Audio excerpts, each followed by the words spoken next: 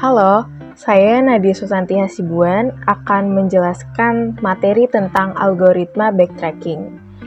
Apa sih algoritma backtracking itu? Algoritma backtracking adalah algoritma umum yang mencari solusi dengan mencoba salah satu dari beberapa pilihan. Jika pilihan yang dipilih ternyata salah, maka komputasi dimulai lagi pada titik pilihan dan mencoba pilihan lainnya. Algoritma backtracking atau runut balik berbasis pada DFS, Deep First Search, sehingga aturan pencariannya akan mengikuti kepada aturan DFS, yaitu dengan mencari solusi dari akar ke daun dengan pencarian mendalam. Contoh kasus yang biasa menerapkan algoritma backtracking ini yaitu dalam memecahkan password atau kata sandi yang terdapat pada sebuah program, membuat sistem kerja dari sebuah game, atau untuk memecahkan permasalahan yang berbau permainan, contohnya sudoku, puzzle, dan teka-teki silang.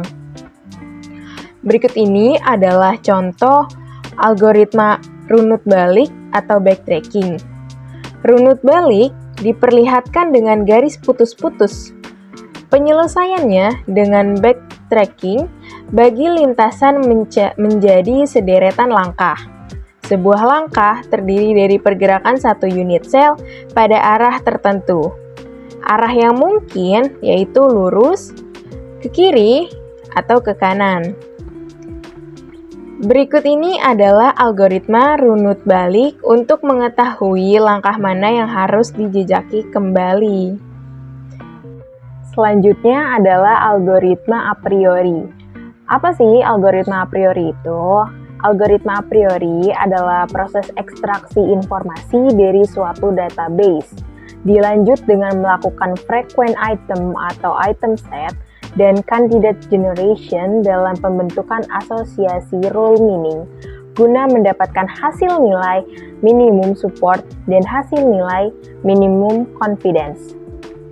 Algoritma a priori ini banyak digunakan pada data transaksi atau biasa disebut market basket. Misalnya, sebuah swalayan memiliki market basket. Dengan adanya algoritma a priori, pemilik swalayan dapat mengetahui pola pembelian seorang konsumen. Jika seorang konsumen membeli item A, B, punya kemungkinan 50% dia akan membeli item C. Pola ini sangat signifikan dengan adanya data transaksi selama ini.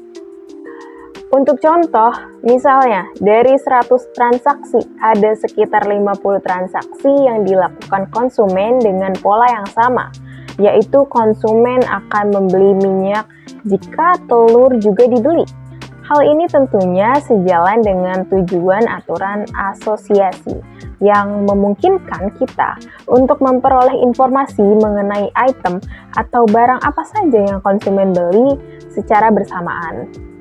Yang dimana informasi tersebut akan digunakan oleh pihak manajemen grosir untuk membuat kebijakan seperti yang pertama, pihak manajemen dapat melakukan replace pada barang atau item yang sering dibeli secara bersamaan agar mudah dilihat dan diakses oleh konsumen. Misalnya, telur dan minyak sering dibeli bersamaan.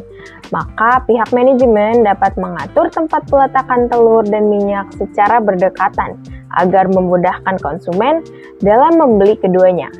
Yang kedua, pihak manajemen dapat melakukan promosi terhadap produk-produk yang jarang dibeli untuk mengurangi stok yang menumpuk di gudang. Dan yang ketiga, hal ini tentu berhubungan dengan manajemen stok, di mana pihak manajemen dapat membuat keputusan untuk memperbanyak stok barang atau item yang sering dibeli agar tidak terjadi penumpukan. Baik, sekian. Terima kasih.